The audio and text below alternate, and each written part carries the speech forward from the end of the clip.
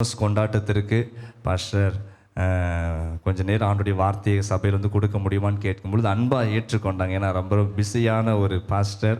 நம்முடைய ஸ்தாபனத்தில் தமிழ்நாடு அளவில் சிறு பிள்ளைகளுக்கு அவங்க தான் ஹெட்டாக இருந்து அவங்க செயல்படுறாங்க. நல்ல ஒரு அல்லேலூயா சொல்லுங்கள். நம்ம சண்டே கிளாஸ் புக்ஸ்லாம் வச்சுருக்கிறோம் பார்த்தீங்களா, அதெல்லாம் ஏற்றினது நம்ம பாஸ்டர் தான். கையை தட்டி ஆண்டவர் மகிமைப்படுத்துங்க பார்ப்போம். நல்ல ஒரு தெய்வ மனிதன். அவங்க 26ஆம் தேதி என்ன பாஸ்டர் ஒரு பாடல் அவங்க ஏற்றி, பென் சாமுவேல் கேள்விப்பட்டிருக்கீங்க இல்லையா, அந்த பென் சாமுவேலும் பெகின் சாமுவேல் பாஸ்டரும் இணைந்து ஒரு பாடலை 26ஆம் தேதி ரிலீஸ் பண்ணுறாங்க. யூடியூப்பில் நம்ம குரூப்பில் அந்த லிங்க் எல்லாம் போடுவேன், அதை பாருங்கள். நிறைய பேருக்கு அதை ஷேர் பண்ணுங்கள். ஆண்டவருடைய நாமம் மகிமைப்படட்டும். ஒரு அல்லேலூயா சொல்லுங்கள். இப்பொழுது அவங்களுடைய கரத்தில் நம்ம கொடுப்போம். கரங்களை தட்டி வரவேற்போம்.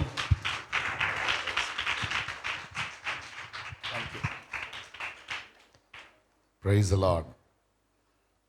ஆண்டுடைய பரிசுத்த நாமத்துக்கு மகிமை உண்டாவதாக. இந்த மாலை நேரத்தில் இந்த கிறிஸ்மஸ்க்கு முந்தின நாள் உங்கள் சர்ச்சில் இருந்து செலிப்ரேட் பண்ண கர்த்தர் கொடுத்த கிருபைக்காக கர்த்தரை துதிக்கிறேன். ஆமென். ஹல்லேலூயா. உங்கள் பாஸ்டருக்காக கர்த்தரை துதிக்கிறேன். அவர்கள் எங்கள் சர்ச்சுக்கு சொன்ன மாதிரி அவங்க சில வாரங்களுக்கு முன்பாக எங்கள் சபைக்கு வந்தாங்க. நான் ஆக்சுவலி அன்னைக்கு என்ன கவனிக்கிறீங்களா, எல்லாரும் இனிமேல் என்னை மட்டும்தான் பார்க்கணும், சரியா? வேறு எங்கேயும் பார்க்கக்கூடாது. என்னை பார் யோகம் வரும் அப்படின்னு கழுதையாக்கிறாதீங்க என்ன. ஆனாலும் என்னை மட்டும்தான் பார்க்கணும். நீங்கள் எப்படி நினச்சிட்டு பார்த்தாலும் சரி, கொஞ்சம் நேரத்துக்கு என்னை மட்டும்தான் பார்க்கணும். ரைட்? சரியாடே? புரிஞ்சா? ஸோ நான் அன்னைக்கு எங்கள் சர்ச்சில் இல்லை. அதனால் பாஸ்டரை ரெக்யூஸ்ட் பண்ணேன், பாஸ்டர் நீங்கள் வந்து எங்கள் சர்ச்சில் ப்ரீச் பண்ணுங்கன்னு சொல்லி. ஸோ பாஸ்டர் அந்த அன்பை ஏற்று வந்தாங்க. நான் அதை ஆன்லைனில் பார்த்தேன். ரொம்ப அந்த செய்தி எங்கள் சபைக்கு ரொம்ப ஆசீர்வாதமாக இருந்துச்சு. அப்போ உண்மையாகவே நானும் சந்தோஷப்பட்டேன். மெய்ப்பனை பார்க்கும்போதே மந்தையை குறித்து அறிஞ்சிக்கலாம் இல்லையா? பாஸ்டர் சொன்னார், மந்தையை பார்க்கும்போதே மெய்ப்பனை அறிஞ்சிக்கலான்னாரு. நான் சொல்கிறேன், மெய்ப்பனை பார்க்கும்போது மந்தையார். நான் நினச்சேன் அவங்க சபை விசுவாசிகள்லாம் பாக்கியம் பெற்றவர்கள். ஹல்லேலூயா. நல்ல வார்த்தைகளை வாரம் நீங்கள் கேட்டுட்ருக்கிறீங்க. அது மட்டும் இல்லை, தமிழ்நாடு முழுவதும் இந்த டிவி மினிஸ்ட்ரி மூலமாக வார்த்தைகளை கேட்குறாங்க. அதனால் நிறையா ஃபோன் கால்ஸ் பாஸ்டருக்கு வருது. ஸோ இந்த பகுதியிலிருந்து நீங்கள் வந்தவங்க தொடர்ந்து இந்த சபைக்கு நீங்கள் வாங்க, இந்த வார்த்தைகளை கேளுங்க. இது உங்களை தேவனுடைய ராஜ்யத்துக்கு நேராக அழைத்து செல்லுகிற ஒரு ஜீவனுள்ள வார்த்தை. ஆமென். அல்லேலூயா. கர்த்தருடைய நாமம் மாத்திரம் மகிமைப்படுவதாக. நாங்கள் எல்லாமே ஆண்டவர் ஏதோ கொடுத்த கிருபையில் ஒவ்வொரு ஏரியாவில். தம்பி எதுவும் ட்ராமா இருக்கா? அடுத்தது எதுவும் ப்ராக்டிஸ் எதுவும் பண்ணணுமா? இல்லை. ஏய், பிங்க் கலர். சரி, ரைட். லைவ் போடல, அப்போ ஜாலியாக பேசும். ஹல்லேலூயா. கர்த்தர் நல்லவர். சரி, பாஸ்டர் சொன்ன மாதிரி கொஞ்ச நேரத்தில் நான் இந்த வார்த்தையை நான் நிறைவு செய்ய விரும்புகிறேன். எத்தனை பேர் இன்றைக்கு தான் முதல் முறையாக நான் இந்த சர்ச், இந்த அட்மாஸ்பியருக்குள்ளேயே நான் வந்திருக்கேன் அப்படிங்கிறவங்க மட்டும் உங்கள் வலது கரத்தை உயர்த்துங்க பார்க்கலாம். இந்த இடத்துக்குள்ளே இன்னைக்கு தான் ஃபஸ்ட் டைம் நான் வந்திருக்கிறேன் அப்படிங்கிறவங்க நல்ல கையை உயர்த்துங்க பார்க்கலாம். சரி, வெரி குட். உங்களெல்லாம் பார்க்குறது ரொம்ப சந்தோஷம். ரைட். உங்களை வருகன்னு பாஸ்டர் சார்பாக நான் வரவேற்கிறேன். பாஸ்டரும் வரவேற்றிருப்பாங்க முதல்லையே. ஸோ நானும் உங்களை வரவேற்கிறேன். இன்றைக்கி நான் பேசுகிறத நீங்கள் கவனமாக கேளுங்க, விசுவாசிகளும் கேளுங்க. நிச்சயமாக ஆண்டவர் இயேசு உங்கள் வாழ்க்கையில் இன்றைக்கு அற்புதம் செய்வார். இன்றைக்கு நீங்கள் திரும்பி போகும்போது இந்த உலகத்தினால் கொடுக்க முடியாத ஒரு பெரிய சமாதானத்தை நீங்கள் பெற்றுக்குவீங்க. ஆமென் சொல்லுங்க பார்க்கலாம். ஹல்லேலூயா. ஒரு பைபிளில் இருந்து ஒரு வசனத்தை நான் வாசிக்க விரும்புகிறேன். ஸ்தோத்திரம். வாசிக்கலாமா? எனக்கு ஹெல்ப் பண்ணுவீங்களா? ஏசாயா தீர்க்கதரிசன புஸ்தகம் 9வது அதிகாரம் 2வது வசனத்தை நான் வாசிக்க போகிறோம். ஏசாயா தீர்க்கதரிசன புஸ்தகம் 9வது அதிகாரம் 2வது வசனம். ஏசாயா 9:2 வாசியுங்கள். இருளில் நடக்கிற ஜனங்கள் இருளில் நடக்கிற ஜனங்கள் பெரிய வெளிச்சத்தை பெரிய வெளிச்சத்தை கண்டார்கள். மரண இருளில் தேசத்தில் குடியிருக்கிறவர்களின் மேல் வெளிச்சம் பிரகாசித்தது. ஒரு ஆமென் சொல்லுங்க பார்க்கலாம். அல்லேலூயா. இந்த கள்ளிக்குளம், இந்த சரௌண்டிங்ல இருக்கிற இந்த இடத்துல வந்திருக்கிற அருமையான பிள்ளைகள், உங்களை பார்த்து நான் சொல்றேன், இருளில் இருக்கிற ஜனங்கள் பெரிய வெளிச்சத்தை கண்டார்கள். மரண இருளின் தேசத்தில் குடியிருக்கிறவர்களின் மேல் வெளிச்சம் பிரகாசித்தது. இன்னைக்கு நீங்க எந்த சூழ்நிலையில இந்த இடத்துல வந்திருக்கிறீங்கன்னு எனக்கு தெரியாது. நீங்க பலதரப்பட்ட பிரச்சனைகளை சுமந்து கொண்டு இந்த இடத்துல வந்திருக்கலாம். யாரோ ஒருவர் உங்களுக்கு இன்விடேஷன் கொடுத்துருப்பாங்க. எங்க சர்ச்சில் இன்னைக்கு ஒரு ப்ரோக்ராம் நடக்கு, டான்ஸ் இருக்கு, ஸ்கிட் இருக்கு, முடிஞ்ச பிறகு ஒரு நல்ல விருந்து இருக்கு, நீங்க கண்டிப்பா இன்னைக்கு வரணும்னு சொல்லி உங்களை அழைச்சிருப்பாங்க. நீங்களும் உங்க பிரச்சனைக்கு ஒரு தீர்வு கிடைக்காதான்னு சொல்லி இன்னைக்கு இந்த இடத்துல வந்து அமர்ந்திருப்பீங்க. யாரா இருந்தாலும், சேர்ல இருக்கிறவங்க, கீழே உட்கார்ந்து இருக்கிறவங்க, சின்ன பிள்ளைங்க, வாலிப பிள்ளைங்க, நீங்க யாரா இருந்தாலும் உங்க வாழ்க்கையில ஒரு பெரிய காரியத்தை, ஒரு அற்புதமான காரியத்தை, அதிசயமான காரியத்தை இந்த ராத்திரி நேரத்துல இயேசு உங்க வாழ்க்கையில செய்ய அவர் போதுமானவராக இருக்கிறார். இன்னைக்கு நிறைய ஸ்கிட்லாம் பார்த்தீங்க. பல பிரச்சனைகள், உங்க வாழ்க்கையில் இருக்கிற பல பிரச்சனைகளை இந்த இடத்துல இருந்து நம்ம பிள்ளைங்க ரிஃப்ளெக்ட் பண்ணாங்க.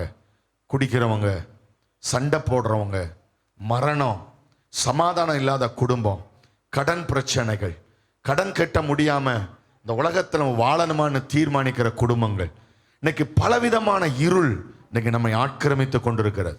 நிறைய பேருக்கு கிடைக்க வேண்டிய ஆசீர்வாதங்கள் கிடைக்காததுனால திருமணம் ஆகலை, திருமணம் ஆகியும் குழந்தை பாக்கியம் இல்லை, 2 வருஷம் ஆயிடுச்சு, 4 வருஷம் ஆயிடுச்சு, இனி என் வாழ்க்கையில் ஒரு அற்புதம் நடக்குமா, இனி எனக்கு யார் உதவி செய்வா? சில வியாதிகளோடு இந்த இடத்துல வந்திருக்கலாம். டாக்டர் சொல்லியிருப்பாங்க, இந்த வியாதியிலிருந்து உன்னை சுகமாக்கவே முடியாது, லைஃப் லாங்கா நீ இந்த வியாதியில தான் கஷ்டப்படணும், நான் கொடுக்குற டேப்லெட்டை லைஃப் லாங்கா போடுன்னு சொல்லியிருப்பாங்க. இப்படிப்பட்ட வியாதி என்கிற பிரச்சனைகள்ல நீங்க கட்டப்பட்டு இன்னைக்கு இந்த இடத்துல நீங்க வந்திருக்கலாம். இன்னைக்கு நான் சொல்றேன், இந்த இயேசுவால கூடாத காரியம் ஒன்றுமே கிடையாது. அவங்க வாழ்க்கையில எப்பேற்பட்ட பிரச்சனைகள், எப்பேற்பட்ட சூழ்நிலைகள் அவங்க வாழ்க்கையில இருந்தாலும் எல்லா சூழ்நிலைகளையும் மாற்றி உங்களை மகிழ்ச்சியோடு இந்த இடத்துல வைக்க ஆண்டவர் போதுமானவராக இருக்கிறார். உங்க வாழ்க்கையில ஒரு வெளிச்சத்தை வீச செய்ய, உங்க குடும்பத்தில், உங்க பிசினஸ்ல, உங்க தனிப்பட்ட காரியங்கள்ல, உங்க எதிர்காலங்கள்ல உங்களுக்கு கிடைக்க வேண்டிய ஆசீர்வாதங்கள் கிடைக்காத அந்த சூழ்நிலைகளில ஒரு வெளிச்சம் இந்த ராத்திரி வேளையில பிரகாசிக்க போகிறது. எத்தனை பேர் விசுவாசிக்கிறீங்க? எத்தனை பேர் விசுவாசிக்கிறீங்க? இன்னைக்கு நான் சொல்றதை நல்ல கவனமா கேளுங்க. நீங்க நிறைய பேர் புதிதா வந்திருக்கிறதுனால நான் ரொம்ப சிம்பிளா உங்களுக்கு நான் பிரசங்கம் பண்றேன், நீங்க கேளுங்க. ஹல்லேலூயா. உங்க வாழ்க்கையில நிச்சயமா கர்த்தர் பெரிய காரியத்தை கர்த்தர் செய்வார். ஒரு 3 குறிப்பை மட்டும் நான் சொல்லி நான் உங்களுக்காக ஜெபிக்க போறேன். இயேசு கிறிஸ்து இந்த உலகத்தில் அவர் தீர்க்க தரிசனத்தின் நிறைவேறுதலாய் பிறந்தார். இயேசு கிறிஸ்து இந்த ஏசாயா தீர்க்கன் சொல்லியிருக்கிறாரே, இருளில் இருக்கிற ஜனங்கள் பெரிய வெளிச்சத்தை கண்டார்கள். அந்த வெளிச்சம் யார்? அந்த வெளிச்சம் இயேசு. அந்த வெளிச்சம் இயேசு. அவர்தான் ஏசாயா தீர்க்கன் தீர்க்க தரிசனம் உரைத்து கிட்டத்தட்ட 400 ஆண்டுகளுக்கு பின்பு அவர் இந்த உலகத்தில் அவர் பிறந்தார். அவர் பிறந்த போது ஒரு சின்ன ஒரு ஜேர்னி அங்க நடந்துச்சு, ஒரு பிரயாணம் நடந்தது. என்ன பிரயாணம் என்றால் 3 இடங்களை அவர் சந்திக்கிறார். எல்லாம் சொல்லுங்க, எத்தனை இடங்களை சந்திக்கிறாரு?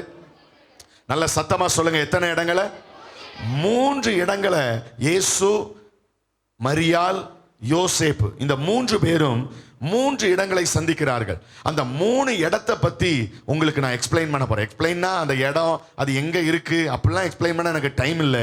அந்த இடத்திலே சொல்லப்பட்டிருக்கிற அந்த இடத்தினுடைய சூழ்நிலைகள் எப்படி மாறினது என்பதை இன்னைக்கு நான் உங்களுக்கு விளக்கி சொல்ல நான் ஆசைப்படுகிறேன். முதலாவதாக நான் வாசிக்கும் போது இயேசு பிறந்த இடத்தை குறித்து நாம் பார்ப்போம். மத்தேயு எழுதின சுவிசேஷம் 2வது அதிகாரம் 5வது வசனத்தை நான் வாசிக்கும் போது, வாசிங்கள். மத்தேயு எழுதின சுவிசேஷம் 2வது அதிகாரம் 5வது வசனம். அந்த சிஸ்டர் வாசிப்பாங்க. புதுசா வந்தவங்க எல்லாம் கொஞ்சம் கேளுங்க, ஓகேவா? நீங்க கேட்டா மட்டும் போதும். வாசிங்க பார்க்கலாம். அதற்கு அவர்கள் யூதேயாவில் உள்ள பெத்லகேமிலே பிறப்பார். அதேனென்றால் யூதேயா தேசத்தில் உள்ள பெத்லகேமே, யூதேயாவின் பிரபுக்களில் நீ சிறியதல்ல. என் ஜனமாகிய இஸ்ரவேலை ஆளும் பிரபு உன்னிடத்திலிருந்து புறப்படுவார் என்று தீர்க்கதரிசியினால் எழுதப்பட்டிருக்கிறது என்றார்கள். ஒரு ஆமென் சொல்லுங்க பார்க்கலாம். கேட்கல, சத்தமா ஆமென் சொல்லுங்களேன். சரி, முதல்ல ஒரு ஊர் பேரை பார்க்கிறோம். அது என்ன பேரு சொல்லுங்க பார்க்கலாம். இப்ப வாசிச்ச வசனத்துல இருக்குது பெத்லகேம். எல்லாரும் சொல்லுங்க, என்ன ஊரு?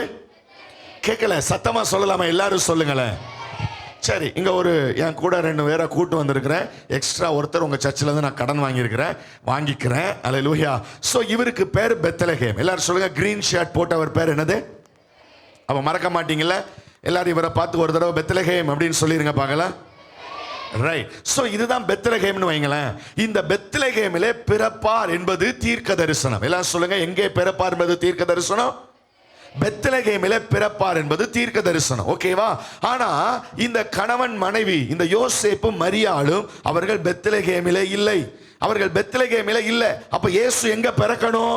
பெத்லகேமில பிறக்கணும். ஒரு ஆமென் சொல்லுங்க பார்க்கலாம். அப்ப நாசரேத் ஊர்ல இருக்கிற இந்த யோசேப்பு மரியாளும் கிட்டத்தட்ட 90 மைல்கள் டிராவல் பண்ணணும். எங்க போறதுக்கு? பெத்லகேம் போறதுக்கு 90 மைல்கள் டிராவல் பண்ணணும். சோ அந்த நேரத்துல ஒரு ஆர்டர் ஒன்னு இஷ்யூ ஆகுது. என்ன ஆர்டர் அப்படின்னா, எல்லாரும் குடிமதிப்பு எழுத வேண்டும் என்கிற ஒரு ஆர்டர் ஒன்னு இஷ்யூ ஆகுது. என்ன மதிப்பு? அதாவது சிட்டிசன்ஷிப், அந்த குடிமதிப்பு. நான் இந்த நாட்டு பிரஜை தான் என்பதை பதிவு பண்ணணும். இப்ப நம்ம எல்லாம் ஆதார் எடுக்கணும்னு சொன்னப்ப நம்ம எல்லாம் எங்க போனோம்? நமக்கு நியமிக்கப்பட்ட ஸ்கூல்ஸ்ல காலேஜஸ்ல போய் போட்டோலாம் எடுத்து இப்படி உருன்னு நின்று ஆதார் போட்டோலாம் சிலர் பார்க்கவே முடியாது இல்லையா? ராத்திரிலாம் பார்த்துட்டு அப்புறம் 2 நாளைக்கு தூக்கமே என்ன செய்யாது வர, அவ்வளோ பயங்கரமா இருக்கும் சிலர் ஆதார் போட்டோலாம். அப்படிலாம் போட்டோலாம் எடுத்து குடிமதிப்பு எழுதணும். அப்படிதானே? நான் இந்த நாட்டினுடைய பிரஜை தான். அந்த மாதிரி யோசேப்பு என்ன செய்கிறார்? தன்னுடைய மனைவியை கூட்டிக் கொண்டு நாசரேத்திலிருந்து 90 மைல்கள் டிராவல் பண்ணி எங்க வர்றாரு அப்படின்னா, அவர் குடிமதிப்பு எழுதுவதற்கு எங்கே வர்றாரு? பெத்லகேமுக்கு வர்றாரு. எங்க வர்றாரு சொல்லுங்க? பெத்லகேம். அந்த பெத்லகேம்ங்கிற இடத்துக்கு அவர்கள் வந்தபோது அந்த அம்மாவுக்கு என்ன வந்துருச்சு? பிரசவ வலி வந்தது. என்ன வலி வந்தது? பிரசவ வலி வந்தது. உடனே அந்த இடத்துல போய் இருக்கிற சத்திரத்தெல்லாம் போய் தட்டுறாங்க. சத்திரம் மீன்ஸ் லாட்ஜஸ். லாட்ஜ் எல்லாம் போய் தட்டுறாங்க. எந்த லாட்ஜ்லயும் இடம் இல்லை. ஏன்னா எல்லாரும் எங்க வந்திருக்கிறாங்க? பெத்லகேமுக்கு வந்திருக்கிறாங்க. எங்கெங்கெல்லாம் கிராமங்கள் இருக்கிறதோ பட்டணங்கள் இருக்கிறதோ எல்லாரும் குடிமதிப்பு எழுத பெத்லகேமுக்கு வந்ததுனால பெத்லகேமில் இருக்கிற லாட்ஜ் எல்லாம் ஃபுல் ஆயிடுச்சு. அப்ப இயேசு பாலனை பிறக்கிறதுக்காக அவங்க இடம் கேட்ட போது ஒரு சத்திரத்தின் முன்னணியில போய் நீங்கள் வேணா பெற்றுக்கொள்ளுங்கள் இயேசுவை என்று சொன்ன போது அவர்கள் சரி என்று சொல்லி ஒரு முன்னணை என்று சொல்லப்பட்டிருக்கிறது. நம்ம இன்னைக்கு அதுக்கு என்ன சொல்றோம்? மாட்டு தொழுவோம்லாம் சொல்றோம். ஆனா மாட்டு தொழுவோம்லாம் நம்ம வாசிக்க முடியாது. ஆனால் மொத்த ஒரு முன்னணியிலே போய் அவர்கள் என்ன செய்தார்கள்? இருந்தார்கள். இயேசு அங்கே பிறந்தார். ஒரு ஆமென் சொல்லுங்க பார்க்கலாம். எங்க பிறந்தாரு? எந்த ஊர்ல பிறந்தாரு? எந்த ஊர்ல பிறந்தார் சொல்லுங்க? பெத்லகேம்ல பிறந்தார். ஒரு ஆமென் சொல்லுங்க பார்க்கலாம்.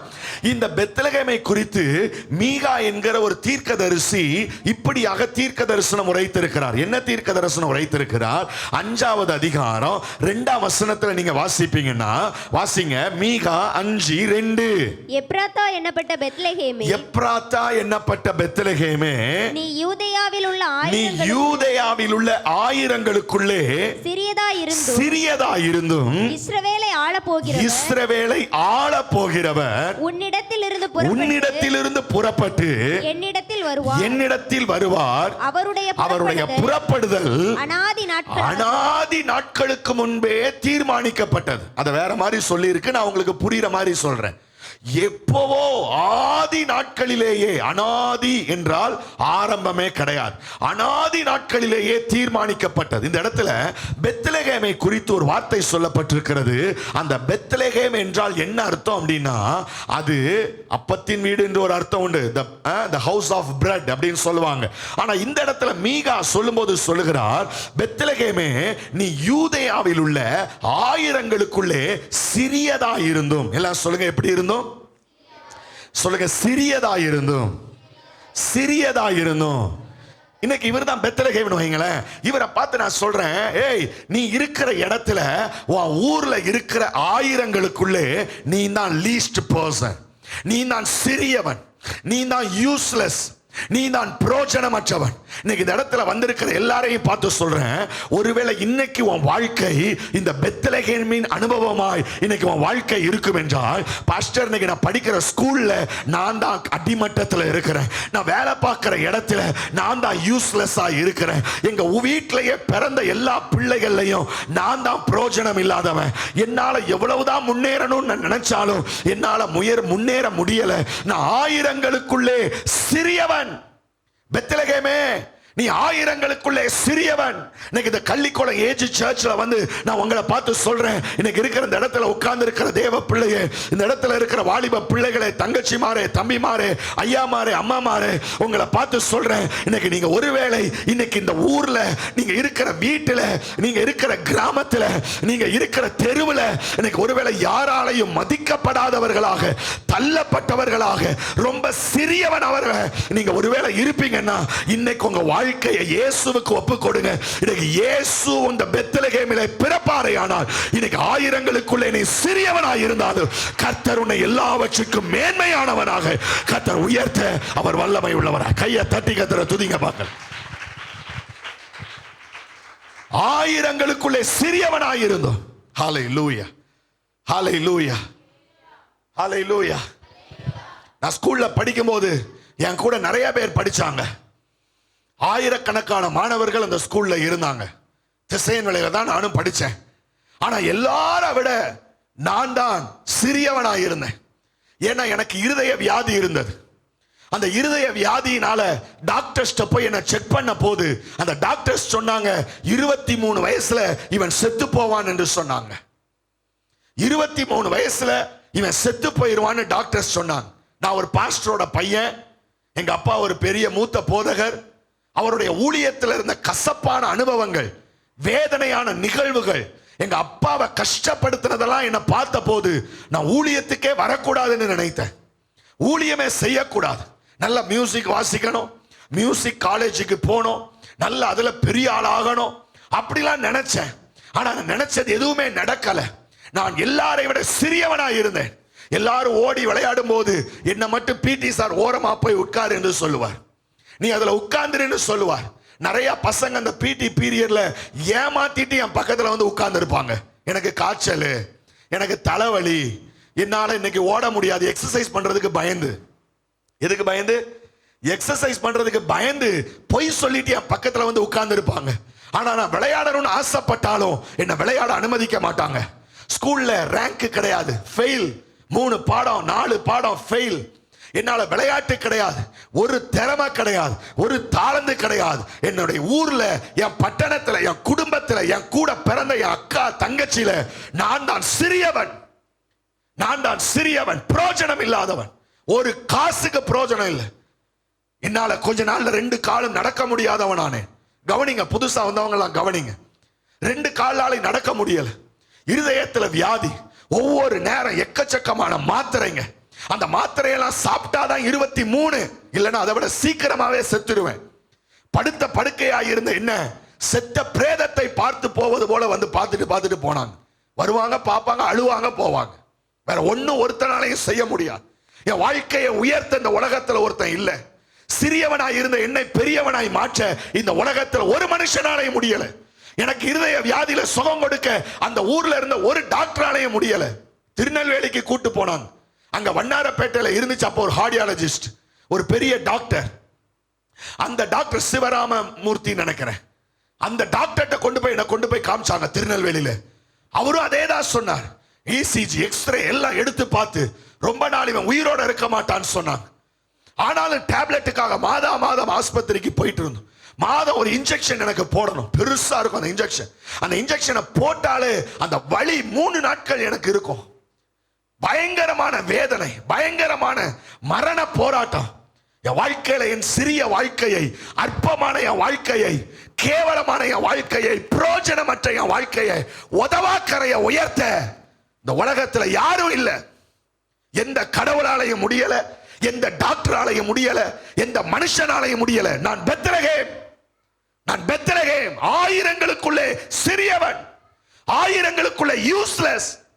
அநேகர் பிரகாசிக்கும் போது, அநேகர் நல்லா படிக்கும் போது, அநேகர் துள்ளி விளையாடும் போது நடைபெணமா சுத்திட்டு இருந்தவன் யூஸ்லெஸ். பெத்லகேம். அப்போ ஒரு நாள் படுத்து கிடந்த என் பக்கத்துல எங்க அம்மா வந்தாங்க. என்கிட்ட வந்து சொன்னாங்க, மகனே நீ ஊழியத்துக்கு ஒப்புக்கொடு, ஒருவேளை ஆண்டவர் உனக்கு சுகம் கொடுப்பார் என்று சொன்னாங்க. எனக்கு ஊழியம் செய்ய பிடிக்காதுன்னு ஏற்கனவே நான் சொன்னேன். ஆனா எனக்கு வேற வழி இல்லை, இப்ப ஒப்பு கொடுத்துதான் ஆகணும். ஏன்னா எங்க இருக்கோம், படுத்துலா கிடக்கிறோம், எலும்ப கூட திராணி கிடையாது. படுத்துட்டு கண்கள்ல கண்ணீர் வடிய ஆண்டவரை பார்த்து ஒரு வார்த்தை சொன்னேன், ஆண்டவரே இந்த வியாதியிலிருந்து நீங்க எனக்கு சுகம் கொடுப்பீங்கன்னா நான் உங்க ஊழியத்தை செய்யறேன்னு சொன்னேன். அதை சொல்லி சில வாரங்களில் ஒரு ஊழியக்காரர் எங்க சர்ச்சுக்கு வந்தார், ஆண்டவருடைய வார்த்தையை பிரசங்கித்தார். சொல்லிட்டு கடைசியில சொன்னாரு, வியாதிப்பட்டவங்க உங்க வியாதிப்பட்ட இடங்கள்ல உங்க கையை வைங்கன்னு சொன்னார். நானும் சின்ன பையன் விசுவாசத்தோடு என் நெஞ்சில கையை வச்சு கைகளை இன்னொரு கையை உயர்த்தி இருந்தேன். எங்க அம்மா அங்கிருந்து வந்து என்னால் நடக்க முடியல, ஒரு கையை என் காலில் வச்சு ஒரு கையை உயர்த்தி வச்சிருந்தாங்க. அவர் ஒரு எளிமையான ஜெபம் தான் பண்ணாரு. ஆனா என் சரீரத்தில் ஒரு மின்சாரம் தாக்கினதை போல ஒரு உணர்வை நான் பெற்றேன். ஆனாலும் எனக்கு சுகம் நடந்தது என்று சொல்வதற்கான வயது எனக்கு இல்லை. அதனால ஒவ்வொரு நேரம் கொடுக்கிற மாத்திரையை வாங்கிட்டு கையில வச்சுட்டு, தண்ணி ஒரு டம்ளர் தண்ணியும் தருவாங்க இல்லையா, அதுல 2 மாத்திரை வாயில போட்டு தண்ணி எல்லாம் காலி பண்ணிட்டு, தண்ணி வேணும் மாம. எங்க அம்மா எடுத்துட்டு வர்ற சாக்குல கையில இருந்த மீதி ஒரு 10-15 மாத்திரை தூக்கி ஜன்னல் வழியா வெளியே போட்டுட்டு கையில 2 மட்டும் வச்சிருப்பேன். திரும்ப கொண்டு வர்ற தண்ணியில அந்த 2 மட்டும் சாப்பிடுவேன். இது அநேக நாட்களா செஞ்சுட்டு இருந்தேன். ஒரு நாள் எங்க அம்மா அந்த சைட்ல கிளீன் பண்ணும்போது அந்த மாத்திரைகளை கண்டெடுத்தாங்க. பயங்கர கோபம். எங்க அப்பாட்ட போய் சொன்னாங்க, இவன் இவ்வளவு மாத்திரை ஆயிரக்கணக்கான ரூபாய்க்கு வாங்கின மாத்திரையெல்லாம் வெளியே போட்டிருக்கான்னு சொன்னப்ப என்னோட தகப்பனார், ஊழியக்கார தகப்பனார் ஒரு வார்த்தை சொன்னாரு, இவன் ஒரு நேரம் மாத்திரை போடலன்னா இவன் எவ்வளவு கஷ்டப்படுவான்னு உனக்கு எனக்கு தெரியும். இவ்வளவு மாத்திரையும் வெளியே போட்டோம், இவன் நல்லா இருக்கிறான்னா கடவுள் இவன் சொன்ன மாதிரி ஆண்டவர் இவனுக்கு சுகத்தை கொடுத்திருக்கிறாரு, இவன் போக்களை விட்டுருட்டாரு. கையை தட்டி கத்தர துதிங்க. அன்னைக்கு எனக்கு மாத்திரை இல்லை, அன்னைக்கு எனக்கு டானிக் இல்லை, அன்னைக்கு எனக்கு இன்ஜெக்ஷன் இல்லை. Now I am 41 years old. 41 வயசு எனக்கு. கர்த்தர் என்ன காண்டா மிருகம் மாதிரி கர்த்தர் வச்சிருக்கிறேன்.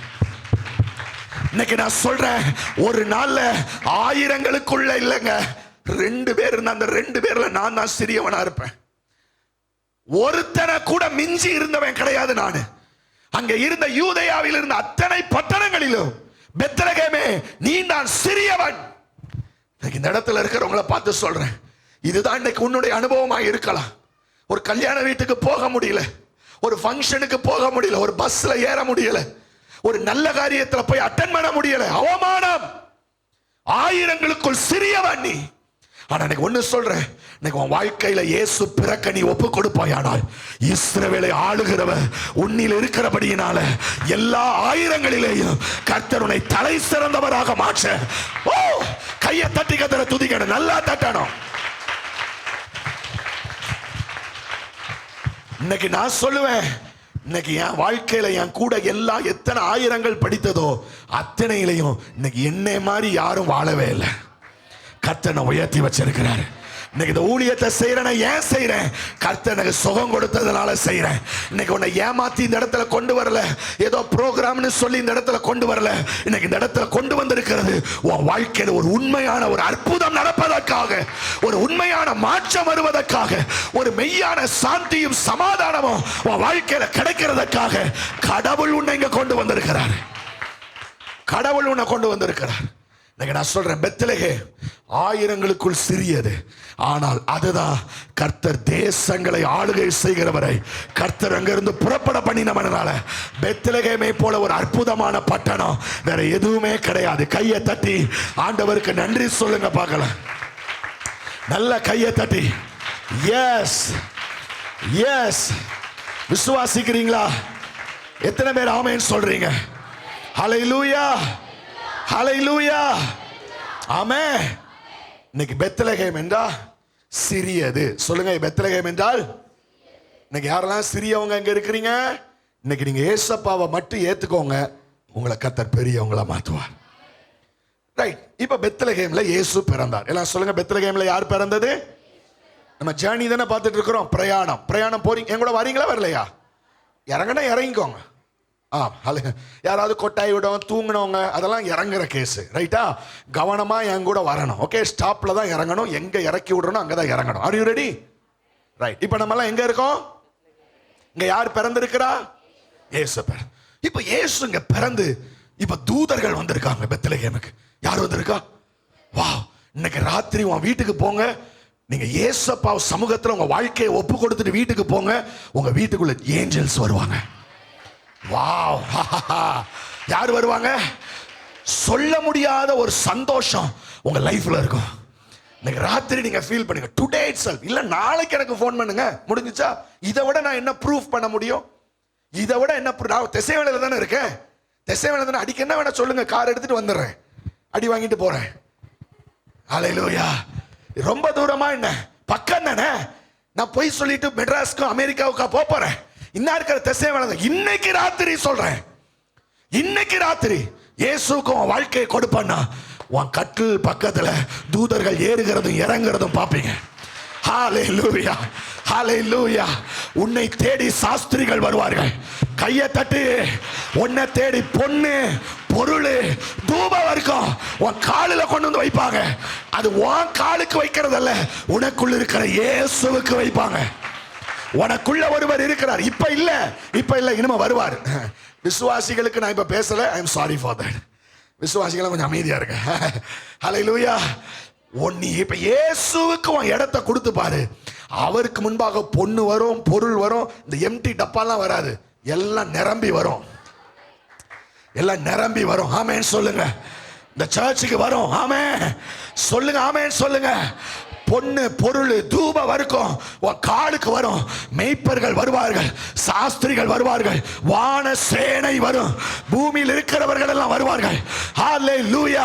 உன்னை தேடி ராஜாக்கள் வருவார்கள். இன்னைக்கு நீ தான் லீஸ்ட். ஹே இடியட், அப்படிதான் சொல்றாங்க நம்மள. ஏய், நீ தான் யூஸ்லெஸ் தான், யூஸ்லெஸ் பெகினு. நீ யூஸ்லெஸ் பெகினு, உனக்கு ஒரு இளவும் தெரியாது. ஐம் சாரி, இந்த ஸ்லாங்குக்காக மன்னிச்சுக்கோங்க. அப்படிதான் நம்மளை பார்த்து சொல்றாங்க, யூஸ்லெஸ். படிக்க தெரியுதா? படிக்க தெரியல. ஹல்லேலூயா. +2 வரைக்கும் பாஸ் ஆனதே தேவ கிருபை. இன்னொன்று என்னுடைய அயராத முயற்சி. அது எப்படி பாஸ் ஆனங்கிறது எனக்கு தான் தெரியும். அவ்வளோ கஷ்டப்பட்டு பாஸ் ஆனேன் எக்ஸாம் ஹாலில்.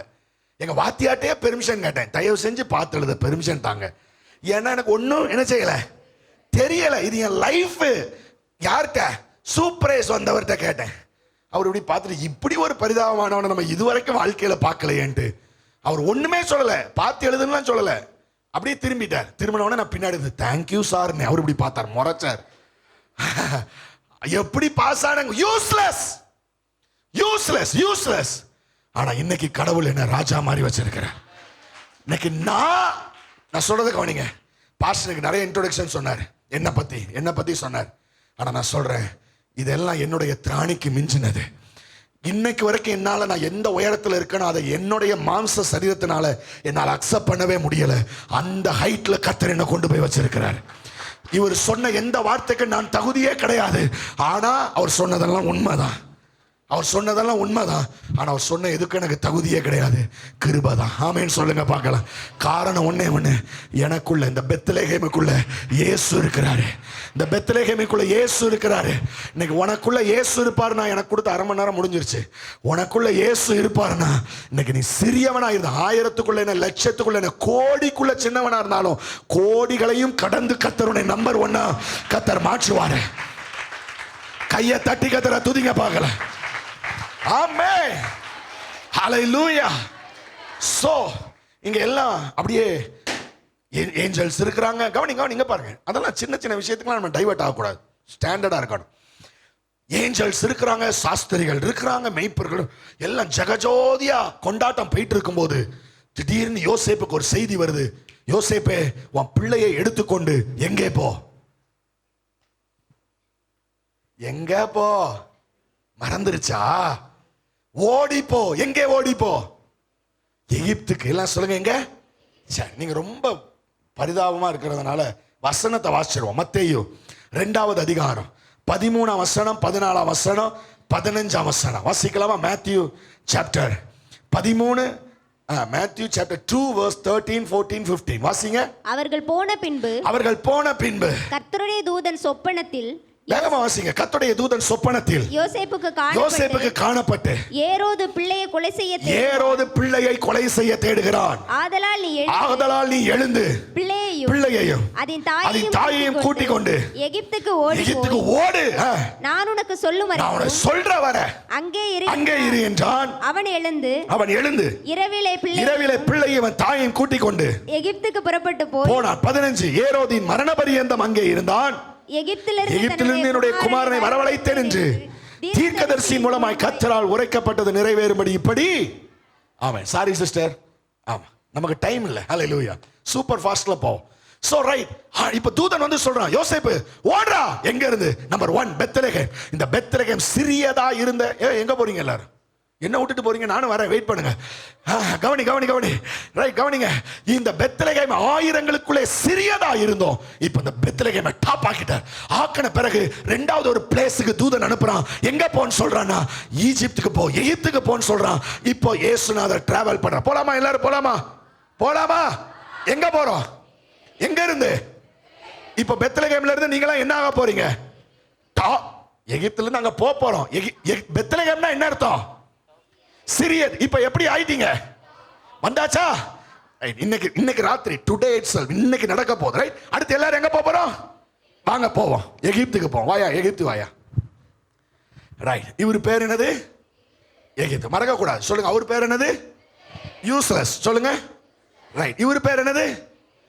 எகிப்து. எகிப்து அப்படின்னா என்னன்னா ரொம்ப கருப்பா இருக்காரு, கருப்பா பயங்கரமா இருக்காரு. சோ இவருக்கு என்னன்னா டார்க்னஸ். எல்லாம் சொல்லுங்க. என்னது? டார்க்னஸ், இருள். எல்லாம் சொல்லுங்க. இருள். எகிப்து அப்படின்னா இருள் அப்படின்னு அர்த்தம். எகிப்து என்றால் அடிமைத்தனம் என்று அர்த்தம். எகிப்து என்றால் பாவம் என்று அர்த்தம். எகிப்து என்றால் முன்னேற விடாமல் தடை செய்கிறவன் என்று அர்த்தம். எகிப்து என்றால் சிறையிருப்பு என்று அர்த்தம், விடுதலை கொடுக்காதவன். இந்த எகிப்தை கேள்விப்பட்டிருக்கீங்களா? நீங்க யாத்திராகம புஸ்தகத்தை வாசிச்சீங்கன்னா உபாகமம் வரைக்கும் தலைவர் தான் வருவார். ஏன்? இஸ்ரவேல் ஜனங்கள் எங்க இருந்தாங்க? எகிப்துல. எப்படி இருந்தாங்க? ஜாலியா இருந்தாங்களா?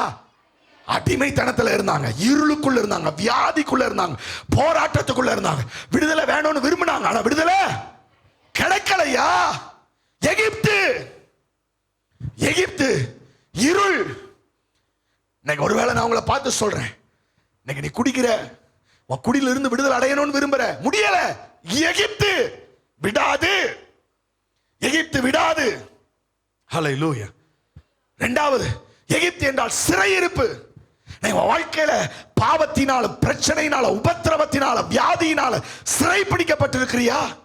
இந்த சிறையிருப்பில் இருந்து எனக்கு விடுதலை வராதா? நான் சொல்றேன், நீ எகிப்தில் இருக்கிறாய். ஹல்லேலூயா. ஆனா ஒரு நாள் தூதன் சொல்றான், எங்க போ? எந்த பட்டணம் அடிமைப்படுத்துகிற பட்டணமோ, எந்த பட்டணத்திலிருந்து கர்த்தர் ஜனங்களை விடுதலை ஆக்கினாரோ, எந்த பட்டணத்தில் ஜனங்கள் செத்தாங்களோ, எந்த பட்டணத்தில் ஜனங்கள் ஆலோட்டிகளாய் தேவனுடைய பிள்ளைகள் நடத்தப்பட்டார்களோ, அதே இடத்துக்கு இப்போ தூதன் சொல்றான். வேற நாட்டுக்கெல்லாம் சொல்லல. எந்த நாட்டுக்கு போக சொல்றான் சொல்லுங்க? எகிப்துக்கு போக சொல்ல. இப்ப யார் வர்றா எகிப்துக்கு சொல்லுங்க? இயேசு வர்றார். ஆமென். இயேசு வர்றார். ஜோரா கை தட்டுங்க பார்க்கலாம். எகிப்துக்கு இயேசு வர்றார். ஹல்லேலூயா. எதுக்கு தெரியுமா? 3 வருஷம். ஹல்லேலூயா. 3.5 years எகிப்துல கர்த்தர் வெளிச்சத்தை உண்டாக்க, இருளில் இருக்கிற ஜனங்கள் பெரிய வெளிச்சத்தை காண, மரண இருளின் திசைகளில் இருக்கிறவர்கள் வெளிச்சத்தை காண இந்த எகிப்துக்கு வர்றாரு ஜீசஸ். நல்லா கையை தட்டி கர்த்தரை துதிங்க. இன்னைக்கு இந்த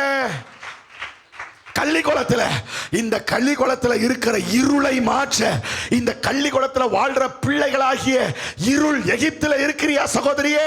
எகிப்துல இருக்கிறியா?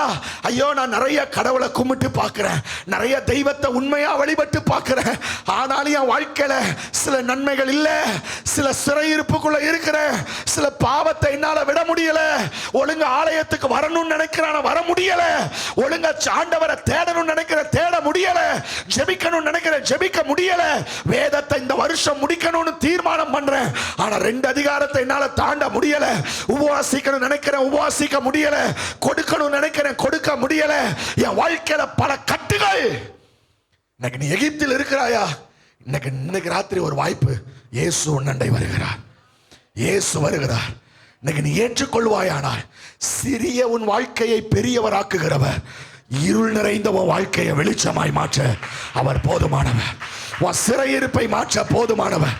நல்ல கையை தட்டி கத்தர துதிங்க பார்க்கலாம். போதாது, நல்லா தட்டுங்க.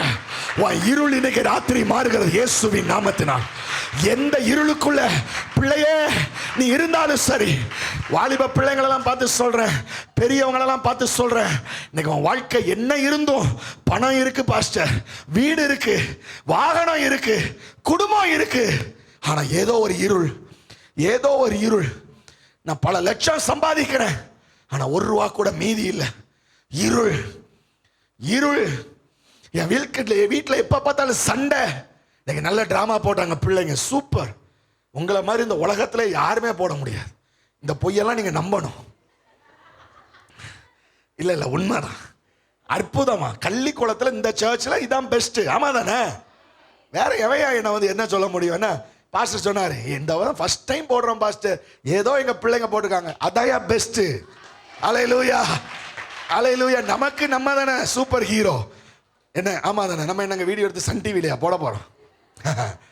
அல்லேலூயா சொல்லுங்க, அல்லேலூயா சொல்லுங்க. இன்னைக்கு இந்த இடத்துல வந்திருக்கிற பிள்ளைங்க நல்லா நடிச்சு காட்டினாங்க. இருளுக்குள் இன்னைக்கு அநேக குடும்பங்கள் இருக்கிறது. வாலிப பிள்ளைங்க இருளுக்குள்ள இருக்கிறாங்க, படிக்கிற பிள்ளைங்க இருளுக்குள்ள இருக்கிறாங்க. பல மாயை ஆகிய இருள், அதெல்லாம் எகிப்து தான். இன்னைக்கு அந்த எகிப்தினுடைய வாழ்க்கை உன் வாழ்க்கையில இருக்குதா? மோசையின் மூலமாய் அற்புத அடையாளங்களை கத்த செய்து செங்கடலை இரண்டாய் பிளந்து அந்த எகிப்திலிருந்து வெளியேற பண்ணின அதே ஜீவனுள்ள தேவன் இந்த ராத்திரி வேளையில உனக்காக எனக்காக அவர் பிறந்தார். 2022 வருஷத்துக்கு முன்னாடி பிறந்தாரு. அவர் இன்றைக்கும் உயிரோடு இருக்கிறாரு. அவர் இன்றைக்கும் வாழ்க்கையில பிறப்பதற்கு நீ இடம் கொடுத்தால் உன் வாழ்க்கையில் இருக்கிற எகிப்தை கத்தர் மாற்றி உன்னை பிரகாசிக்கிற சூரியனை போல ஆண்டவர் உன்னை மாற்ற அவர் வல்லமை உள்ளவராக இருக்கிறார். கையை தட்டி கத்தர துதிங்க பார்க்கலாம். ஹalleluya சொல்லுங்க, ஹalleluya, ஹalleluya, ஆமென். 5 minutes கூட ஒரு 5 minutes எடுங்கன்னு சொல்லுவாருன்னு நினைச்சேன், சொல்லலையே. 5 minutes ஆனா ஓகே, முடிச்சிருங்க. இதுவே ரொம்ப அதிகம், பரவாயில்ல, இதெல்லாம் வெட்டிருங்க ஐயா. எடிட் பண்ணும்போது கவனமா எடிட் பண்ணோம், சரியா? நாங்க சும்மா ஜாலியா பேசிக்குவோம். நம்பர் 3, மூன்றாவது. எல்லாரும் சொல்லுங்க, எங்க ஆரம்பிச்சோம்? இங்கதான் யார் பிறந்தா? பெத்லகேம்னா என்ன சொல்லியிருக்கு? மீகா என்ன சொல்றாரு? எத்தனைக்குள்ள? 1000 தலைவர் தான் லீஸ்ட், உருப்படவே மாட்டார் இவரு. ஆனா இயேசு பிறந்தால் இவர் தான் உருப்படுவார், இவர் தான் டாப்ல இருப்பார். இங்க இயேசு பிறந்து இதை உயர்த்தியாச்சு. இப்ப பெத்லகேம் பெத்லகேம், இப்ப நாளைக்கு காலையிலேயே பாட்டு பாடணும், பெத்லகில் பிறந்தவரை. ஏய், அது விளங்காத ஊரியா? அது சின்ன ஊரு. Yes, of course. ஆனா அதுக்குள்ள இயேசு இருக்கிறார். அதனால உலகம் ஃபுல்லா பாடுவாங்க நாளைக்கு. ஆமென் சொல்லுங்க. நாளைக்கு உலகம் ஃபுல்லா பெத்லகேம் தான். ஏன் தெரியுமா? 1000ங்களுக்குள்ள சிறியது இன்னைக்கு எல்லா தேசங்களிலேயுமே பெரியது. ஓ ஹalleluya. சோ பெத்லகேம்ல ஆரம்பிச்சு இத உயர்த்தியாச்சு. அடுத்து எங்க போறோம்? யார் போறா? நம்ம போல. யார் போறா? இயேசு போறாரு. இது எப்படிப்பட்டவர் இவரு?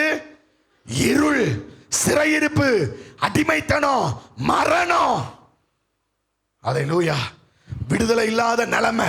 இங்க இயேசு வந்தாரா? விடுதலை தான். ஆமென் சொல்லுங்க பார்க்கலாம். வெளிச்சம் தான். ஹalleluya.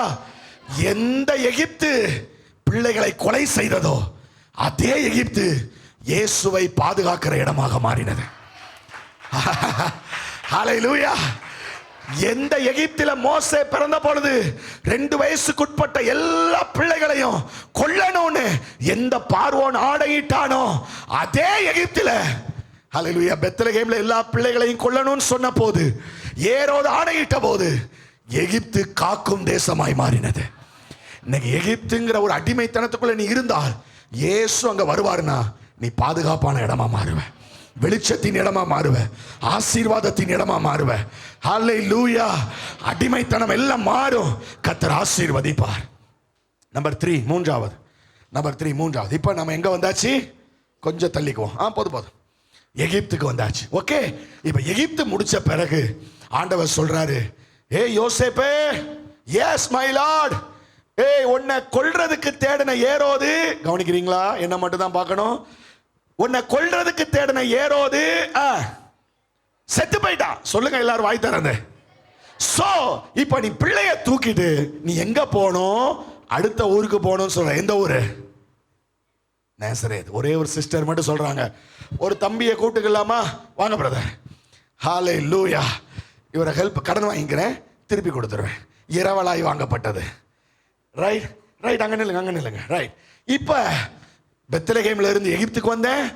இப்ப எகிப்து என்ன அடிமைப்படுத்த முடியல, அது என்ன பாதுகாத்துச்சு 3 வருஷம் என்ன இயேசுவால.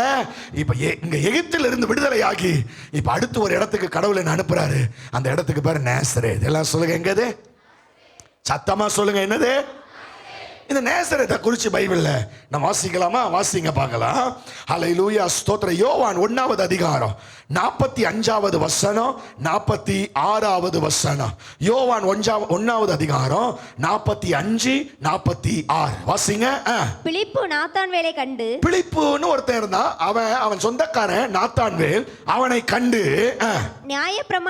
நியாயப்பிரமாணத்திலே மோசேயும் தீர்க்கதரிசிகளும் எழுதியிருக்கிறவரை கண்டோ அவர் யோசேப்பின் குமாரனும் நாசரேத்தூரானுமாகிய இயேசுவே என்றான். உடனே நாத்தான்வேல் ஒரு பழமொழி சொல்றான். பழமொழி சொல்றான். என்ன பழமொழி? வாசிங்க 46. அதற்கு நாத்தான்வேல், நாசரேத்திலிருந்து, கொட்டேஷனுக்குள்ள போட்டுருங்க, நேசரேத்திலிருந்து யாதொரு நன்மை உண்டாக கூடுமோ என்றான். அதற்கு பிலிப்பு, வந்து பார் என்றார். ஏய் வாயா நாசரேத்துக்கு, வாயா. ஏய் வந்து பாரியா. ஹல்லேலூயா. ஒரு ஹல்லேலூயா சொல்லுங்க பாருங்க. ஒரு பழமொழி இருக்கு. நிறைய பழமொழி உங்களுக்கு தெரியும்ல. ஒரு பழமொழி சொல்லுங்க. எதிர்பார்க்கவில்லை, சற்றும் எதிர்பார்க்கவில்லை. அப்பாடா, டெய்லி கண்ணாடி முன்னாடி இந்த வேலை தான் நடக்குதுன்னு நினைக்கிறேன். பரவாயில்ல. அகத்தின் அழகு, இது ஒரு பழமொழி இல்லையா? வேற பழமொழி என்னப்பா? புலி பசித்தாலும் புல்லை திங்காது. உனக்கு இன்னைக்கு நான்வெஜ் தான், பயப்படாத. புலி பசித்தாலும் எதை திங்காது? புல்லை திங்காது. இதே மாதிரி அன்னைக்கு ஒரு பழமொழி இருந்துச்சு. அந்த பழமொழி இதே மாதிரி தான் அடுக்கு தொடர்ல இருந்திருக்கும். தமிழ்ல டிரான்ஸ்லேட் பண்ணும்போது அது எப்படி மாறுச்சுன்னா, நேசரேத்திலிருந்து யாதொரு நன்மையும் வராது என்பது அங்க இருந்த பழமொழி. எல்லாம் சொல்லுங்க, நேசரேத்திலிருந்து இவன்கிட்ட இருந்துலாம் நன்மை. ஐயோ, இந்த நேசரேத்திலிருந்து ஒரு நன்மை வருமாயா? இவன் சம்பாதிச்சு என் குடும்பத்தை காப்பாத்துவான். ஐயோ பாஸ்டர், ஊர்ல யாராவது எனக்கு ஹெல்ப் பண்ணாலும் ஹெல்ப் பண்ணுவாங்களே ஒழிய இவன்கிட்ட இருந்து ஒரு நன்மை வராது. இவனுக்கு ஒரு குழந்தை பிறக்காது. நான் அவங்களுக்கு பேசிட்டு இருக்கிறேன். இங்க இந்த வயித்துல புழுப்பூச்சி உண்டாகாது. அதெல்லாம் உண்டாகும். இந்த வயித்துல ஒரு புழு, இவனுக்கு இவெல்லாம் ஒரு இன்டர்வியூல செலக்ட் பண்ணி ஒரு வேலையில போய் உட்கார்ந்து, ஐயோ நேசரேத்துல இருந்து ஒரு நன்மை வருமா? அப்ப பிலிப்பு சொல்றான், வந்து பார். இந்த சர்ச்சுக்கு போனா என்னையா நடக்கும்? வந்து பாரியா, வந்து பார். ஹல்லேலூயா. இந்த இயேசுவை எதுக்கு நான் ஏத்துக்கிட்டணும்? ஏத்தி என்ன கிடைக்கும்? ஏற்றுட்டு பாரு. யூஸ்லெஸ் லைஃப்ல நன்மை வராத இடத்துல நன்மைகள் வரும். கையை தட்டி கத்துற துதிங்க பார்க்கலாம். நன்மைகள் வரும், நன்மைகள் வரும். ஒரு வாரத்துக்கு போன சண்டே எங்க சர்ச்ல இதே மாதிரி தான் நாங்க ஈஸ்டர் திருவிழா நடத்தணும், கிறிஸ்துமஸ் திருவிழா நடத்தணும். அந்த கிறிஸ்துமஸ் திருவிழால ஒரு அம்மா சாட்சி சொல்ல நான் வச்சிருந்தேன். அந்த அம்மா வந்து சாட்சி சொல்றாங்க, எனக்கு 5 வருஷமா குழந்தை இல்லை. என் கணவனுக்கு அந்த உயிரணு இருக்குல்ல, உயிரணு, அந்த உயிரணு இல்லை, உயிரணு இல்லை. அதனால உங்களுக்கு குழந்தை பிறக்கிறதுக்கு யாரோட ரிப்போர்ட் தெரியுமா? டாக்டர் சொன்னாரு, நேசரத்துல இருந்து யாதொரு நன்மை வரக்கூடுமோ. உயிரணு இல்லை, அந்த அணு, அந்த உயிர் இல்லை. ஹல்லேலூயா. எனக்கு அதுக்கு மேல அதை எக்ஸ்பிளைன் பண்ண தெரியல. உயிரணு இல்லை, சோ குழந்தை பிறக்கவே வாய்ப்பு இல்லை. அந்த சிஸ்டர் சர்ச்சில் உட்காந்து ஜெபம் பண்ணிட்டு இருந்தாங்க. 2 வருஷம், 3 வருஷம், 4 வருஷம், 5 வருஷம். 5வது வருஷமும் டாக்டர் சொல்லல இந்த வருஷம் பிறக்கும்னு. Same dialogue. உயிர் அணு இல்ல, அதனால குழந்தை பிறக்காது, குழந்தை பிறக்காது. பட் the 5th year அவங்க கண்ணீரை இயேசு கண்டார். டாக்டர்ஸ்லாம் சொன்னாங்க, இந்த நேசரத்துல இருந்தெல்லாம் என்னமாவது விளங்குறது வருமாயா? ஆனா அதே நேசரத்துல இருந்து 5 வருஷம் கழிச்சு கர்த்தர் ஒரு குழந்தைய கர்த்தர் கொடுத்தாரு. அந்த குழந்தையோட ஸ்டேஜ்ல நின்று சாட்சி சொன்னாங்க.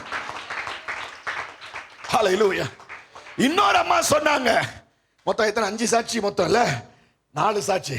இன்னொரு அம்மா சொன்னாங்க, இந்து குடும்பம், எங்க அப்பா பூசாரி, எங்க அம்மா பூசாரி, எங்க அம்மா சாமியாடி, எங்க அப்பா சாமியாடி, பயங்கரமான குடும்பம். ஆனா யாரோ ஒருத்தர் எங்களுக்கு இயேசுவை பத்தி சொன்னப்ப, குழந்தை இல்லாத நானு, இயேசுவே முடிஞ்சா எனக்கு ஒரு குழந்தை தாங்கன்னு கேட்டேன். முடிஞ்சா எனக்கு ஒரு குழந்தை தாங்க. சொல்லுங்க, முடிஞ்சா எனக்கு ஒரு குழந்தை தாங்கன்னு கேட்டாங்க. 2 வருஷம் கழிச்சு, 2 வருஷம் கழிச்சு அவங்களுக்கு ஒரு குழந்தை பிறந்துச்சு. அடுத்து கொஞ்ச நாள் கழிச்சு இன்னொரு பிள்ளை பிறந்துச்சு. அப்புறம் ஒரு பிள்ளை பிறந்துச்சு. அப்புறம் ஒரு பிள்ளை பிறந்துச்சு. அப்புறம் ஒரு பிள்ளை பிறந்துச்சு. நிறுத்தவா சொல்லவா? 5 தானா? 5 6 7. அப்புறம் ஒரு குழந்தை பிறந்துச்சு. கன்ஃபார்மா 7. அத்தியா என்ன ஒரு ஊழியக்காரன் நான்லாம் எங்க வேணாங்க. எத்தனை விசுவாசிக்கு எத்தனை குழந்தைன்னு எனக்கு தெரியல. இவன் சொல்றான் கன்ஃபார்மா 7. அப்புறம் ஒரு குழந்தை பிறந்துச்சு. நேசரேத்துல இருந்து எனக்கு ஒரு குழந்தை பிறக்கணும்னு கெஞ்சின அந்த சகோதரிக்கு கடவுள் 7 குழந்தைய கொடுத்தார். கைய தட்டினா நல்லா தட்டணும். ஹல்லேலூயா, ஹல்லேலூயா. ஏன் அந்த சர்ச்சுக்கு வர சொன்னோம்? ஏன் அவங்கள கூப்பிட்டோம்? சோறு போடுறதுக்கா? டான்ஸ பார்க்கிறதுக்கா? இல்ல, இங்க உனக்கு ஒரு நன்மை செய்கிற ஒரு ஆண்டவர் இருக்கிறாருங்கிறத சொல்றதுக்கு தான். இது நீ தெரியாம இருந்தல்ல, அதை சொல்லதான் உன்னை கூப்பிட்டோம். வேணும்னா ஏத்துக்கோ, வேண்டானா விட்டுட்டு போயிட்டே இரு. நோ வரிஸ், கவலையே கிடையாது. உனக்கு வேணானா போ, நாங்க உன்னை கம்பல் பண்ணல. ஆனா உனக்கு ஒரு நன்மை வரணும்னா இந்த இயேசுவால மட்டும்தான் வரும். இவரை தவிர வேற ஒரு நன்மை வராது. இந்த நேசரத்துல இருந்து நன்மை வரணும்னா அந்த இயேசு தான் தருவார். எனக்கு நன்மையை தந்தது அந்த இயேசு தான். அவர் இன்னைக்கு என்ன வாழ வச்சிருக்கிறாரு. அந்த நேசரத்தை கடவுள் உயர்த்தினாரு. அந்த நேசரத்தை எந்த அளவுக்கு கடவுள் உயர்த்தினார் தெரியுமா? எந்த நேசரத்துல இருந்து நன்மை வராதுன்னு உலகத்துல பழமொழி எழுதி வச்சானோ, அந்த நேசரத்தை தன்னுடைய பேருக்கு பின்னாடி போட்டு அவர் சொன்னாரு, நஸ்ரேன் ஆகிய இயேசுவின் நாமத்தினால. கையை தட்டி கத்தர துதிங்க பார்க்கலாம். ஏங்க, இன்னைக்கு ஒரு பேயை துரத்தணும்னா, you should use one word. நீ கண்டிப்பா ஒரு வார்த்தை யூஸ் பண்ணி தான் ஆகணும். அந்த வேர்டு நாசரேத். நஸ்ரேன இயேசுவின் நாமத்தினால போனா அந்த பேய் ஓடிடும். உனக்கு ஒரு வியாதி இருக்கா? நஸ்ரேனாகிய இயேசுவின் நாமத்தினால வியாதியை போனா அந்த வியாதி போகும். நஸ்ரேனாகிய இயேசுவின் நாமத்தினால சமாதானம் உண்டாவதாகனா உண்டாகும். ஏன்னா எந்த நேசரத் இழிவாய் நினைக்கப்பட்டதோ, எந்த நேசரத்திலிருந்து நன்மை வராது என்று சொன்னாங்களோ, அதே நேசரத்துல ஏன் பாஸ்டர் இந்த இயேசு இவ்வளவு அற்புதம் செய்வாரா? ஆயிரங்களுக்குள் சிறியவன், இருள் நிறைந்தவன், ஹல்லேலூயா, யாதொரு நன்மையும் வராதவன். இந்த 3மே அட்டர் வேஸ்ட். அதுக்கு மேல வேஸ்ட் கிடையாது. இது சிறியதுல இதான் நம்பர் 1. இது இருள நம்பர் 1 ஈஜிப்து. இது அது பைபிள்லயே சொல்லிருச்சு, யாதொரு நன்மையும், சிங்கிள் நன்மை கூட வராதுங்க. அதுதாங்க இது. ஆனா இந்த 3லயும் அவரு இயேசு வந்த போது இந்த 3 சரித்திரத்தையும் மாத்திட்டாரு. இந்த 3 தலையெழுத்தையும் மாத்திட்டாரு. பக்கத்துல கையப்படி சொல்லுங்க, உன் தலையெழுத்தை கர்த்தர் மாத்துவாருன்னு சொல்லுங்க. உன் தலையெழுத்தை இயேசு மாத்துவாரு. எப்படிங்க இதெல்லாம் நடக்குது? எப்படிங்க நடக்குது? காரணம் ஒண்ணுங்க, உனக்காக எனக்காக இயேசு பிறந்தது போலவே அவருடைய மரணம் வித்தியாசமானது. அவர் உனக்காக மரித்தார். ஹல்லேலூயா. அவர் உனக்காக ரத்தம் சிந்தினார். 2022 வருஷத்துக்கு முன்னாடி, ஹல்லேலூயா, ஸ்தோத்திர, 2022 வருஷத்துக்கு முன்னாடி இயேசுவை பிடிச்சாங்க. வாங்க ஐசியங்க வாங்க. ஹல்லேலூயா. இவரை இயேசுன்னு வச்சுக்கோங்க, ஓகே, சும்மா வச்சுக்கோங்க. அதனால இவர் தான் இயேசுன்னு இன்னைக்கு முடிஞ்சவொடனே காலில் வந்து விழுந்துடாதீங்க, பிச்சிருவேன். இயேசுன்னு வச்சுக்கோங்க. இவரை பிடிச்சி கொண்டு வராங்க, தரன்னு இழுத்து கொண்டு வந்து நிறுத்துறாங்க. ஜட்ஜு முன்னாடி நிறுத்துறாங்க. நிறுத்தி சொல்றாங்க, ஒரு கடவுள் தூசணம் சொல்றார், தன்னை கடவுள் என்று சொல்லுகிறார். இவரை சிலுவையில் அடிக்கணுங்கிறாங்க, இவரை கொல்லணும்னு சொல்றாங்க. அந்த ஏரோது எவ்வளவோ முயற்சி பண்ணி பார்க்கறான். இவர் ஒரு குற்றமும் செய்யலையே. அந்த ஜட்ஜி, ஜட்ஜி உங்க பாஷையில பேசுறேன், பைபிள் பாஷையை விட்டுறேன். அந்த நியாயாதிபதி ஜட்ஜி சொல்றார், இவர் ஒரு குற்றம் கூட செய்யலையப்பா, இவருக்கு எப்படிப்பா மரண தண்டனை கொடுக்கிறது? அந்த ஹோல் கிரவுண்ட் கத்துது, அந்த ஹோல் மக்கள் கத்துறாங்க, கொல்லுங்க, இயேசுவை கொல்லுங்க, இயேசுவை கொல்லுங்க, இயேசுவை கொல்லுங்க, சத்தம் போடுறாங்க. அப்ப இந்த இயேசுவை கொல்ல முடியல. சொல்லுங்க, இந்த இயேசுவை என்ன செய்ய முடியல? என்ன பாருங்க, இயேசுவை என்ன செய்ய முடியல? உடனே அவர் ஒரு ஐடியா பண்ணார். என்ன பண்ணார் தெரியுமா? இந்த மக்களை பிரியப்படுத்துறதுக்கு சாட்டையால அடிச்சு இவர் ரத்தம் அடிய வச்சா இந்த மக்கள் திருப்தி ஆயிடுவாங்கன்னு 40 தடவை சாட்டையினால் அடிக்கிறதுக்கு ஒப்பு கொடுத்தான். அப்போ ஒரு சாட்டை எடுத்தான். அந்த சாட்டையினுடைய நுனியில ஆணிகள் இருந்தது, பீங்கான் துண்டுகள் இருந்தது, கண்ணாடி துண்டுகள் இருந்தது, கூர்மையான ஆயுதங்கள் இருந்தது. அந்த சாட்டை எடுத்து 40 தடவை அடிக்கிறதுக்கு அவரை கொண்டு போய் ஒரு இடத்துல ஒரு கையை மாட்டி வச்சு அவர் அந்த போர் சேவல் அடிக்கிறான். ஒவ்வொரு தடவை அந்த சாட்டையினால் அடிக்கும் போது அந்த ஆணிகள் அந்த உடம்புல போய் குத்திக்கும். அடுத்த தடவை அடிக்கிறதுக்கு இழுக்கும் போது அந்த சதையை பிச்சுக்கிட்டு தான் வரும். அவருடைய சரீரம் எல்லாம் சதை பிண்டங்கள் அப்படியே தொங்குது. தரையெல்லாம் இயேசுவினுடைய சரீரம் விழுந்து கிடக்கிறது. எதுக்கு தெரியுமா? பெத்லகேம் உயரணும், எகிப்து பிரகாசிக்கணும்னு, நேசரேத்துல நன்மை வரணும்னு. உடம்பெல்லாம் அடி.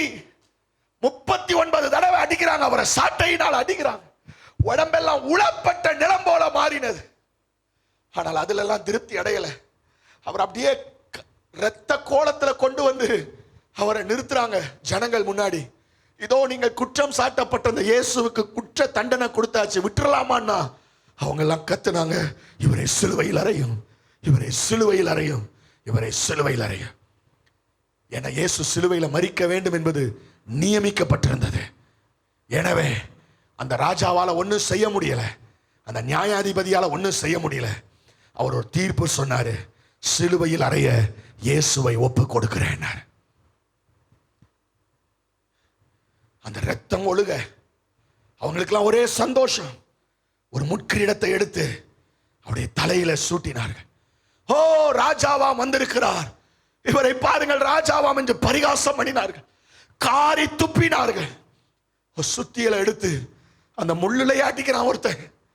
அந்த முட்களுடைய கண்களிலும் தலையிலும் இறங்குது. தலையில் இருந்து ரத்தம் வடிகிறது, உடம்பெல்லாம் ரத்தம் வடிகிறது. ஏன் நன்மை வரும் என்று நான் சொல்லுகிறேன், ஏன் உன் வாழ்க்கை உயரும் என்று சொல்லுகிறேன், ஏன் உன் இருள் வெளிச்சமாகும் என்று சொல்லுகிறேன். இயேசுவின் ரத்தம் உன் வாழ்க்கையை வாழ வைக்க. உனக்காக எனக்காக தான் இயேசு எல்லா ரத்தத்தையும் சிந்தினார். அவரை அப்படியே அந்த கோலப்படுத்தி ஒரு பெரிய சிலுவையை கொண்டு வந்து அவருடைய ஷோல்டர்ல கொண்டு வந்து வச்சாங்க. 4வது ஒரு இடம் கொல்கதா என்கிற ஒரு இடம். அந்த இடத்துக்கு இயேசுவை இழுத்துட்டு போறாங்க. வழியில் எல்லாம் அவர் அடிச்சுட்டே போறாங்க. அவருடைய உடம்பெல்லாம் இரத்த காயங்கள், அவருடைய உடம்பெல்லாம் கிழிந்து தொங்குது. அந்த தரை வீதிகள் எல்லாம் இயேசுனுடைய இரத்தமும் இயேசுனுடைய சதையும் அப்படியே தொங்கிக் கொண்டிருக்கிறது. அடித்துக்கொண்டே, ஏளனம் பண்ணிக்கொண்டே, காரி துப்பிக்கொண்டே அவரை கொல்கதா என்கிற மலைக்கு அழைத்து சென்றார்கள். அங்க போய் அந்த சிலுவையை நாட்டி வைத்து அந்த இயேசுவை 3 ஆணிகளை எடுத்து அந்த இயேசுவை அந்த சிலுவையில வச்சு அடிச்சாங்க. ஹல்லேலூயா. அந்த சிலுவையில வச்சு அடிச்சாங்க. உயிரோட அவருடைய கையில சிலுவையை வச்சு அடிக்கிறாங்க. அந்த ஆணி அவருடைய கையில இறங்கி அந்த சிலுவையில அது பதிகிறது. 2வது கையை வச்சு சிலுவையில் அடிக்கிறாங்க. அவருடைய ஆணிகள் இறங்குது. கால்கள் 2ஐயும் சேர்த்து வச்சு 3வது சிலுவை, 3வது ஆணி, 3 ஆணியில அவருடைய முழு சரீரமும் தொங்கிக் கொண்டிருக்கிறது. முழு சரீரமும் தொங்கிக் கொண்டிருக்கிறது. அவர் உடம்பெல்லாம் ரத்தம். கடைசி சொட்டு ரத்தத்தையும் அவர் அந்த பூமியில சிந்த விட்டு அவர் தலையை சாய்த்து அவர் ஜீவனை விட்டார். இன்னைக்கு நிறைய பேர் சொல்றாங்க, அவரையே காப்பாத்திக்க தெரியாதெல்லாம் கடவுளான்னு. அவர் காப்பாத்திக்க தெரியும். ஆனால் அவர் மரித்தது என்னை வாழ வைக்க, என் வியாதியில சுகத்தை கொடுக்க, என்ன உயர்த்த, என் ஆசீர்வதிக்க, என் வாழ்க்கையிலிருந்து நன்மை வெளிப்பட அவர் எனக்காக மரித்தார்.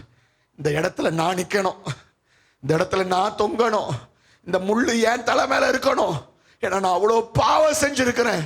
ஆனா நான் சாக வேண்டிய இடத்துல எனக்காக இயேசு செத்தாரியா. அவருடைய மரணத்தினால நான் உயிரோட இருக்கிறேன். ஆனா இயேசுடைய கதை அவர் காப்பாத்திக்க தெரியாத கடவுள் அல்ல. 3வது நாள் வந்த போது இயேசு சிலுவையிலிருந்து உயிரோடு எழுந்தார். கையை தட்டி இயேசுவை மகிமைப்படுத்துங்க பார்க்கலாம். நல்ல கையை வைத்துங்க. இயேசு உயிரோடு எழுந்தார். நல்ல கையை தட்டி. இன்னைக்கு அந்த இயேசு எங்க இருக்கிறாரு தெரியுமா? இன்னைக்கு ராத்திரி இயேசுவே எனக்கு நீர் வேணும், என் வாழ்க்கையில் அற்புதம் நடக்கணும், எனக்கு ஒரு நன்மை செய்யுங்கன்னு நீங்க கூப்பிட்டா அடுத்த செகண்ட் அந்த உயிருள்ள இயேசு உன் இருதயத்திற்குள்ளே வருவார். உன் வாழ்க்கை பெத்லகேமே உனக்குள்ள வந்துட்டாருனா, எகிப்தே உனக்குள்ள வந்துட்டாருனா, நாசரேத்தே உனக்குள்ள இயேசு வந்துட்டாருனா சந்தோஷமாயிரு. உனக்கு அற்புதம் கன்ஃபார்ம். ஒரே ஒரு கேள்வி கேட்கிறேன். எனக்கு இந்த இயேசு வேணுங்கிறவங்க மட்டும் அப்படியே எழும்புங்க பார்க்கலாம். எனக்கு இந்த இயேசு வேணும். தேங்க்யூ. எனக்கு இந்த இயேசு வேணும்.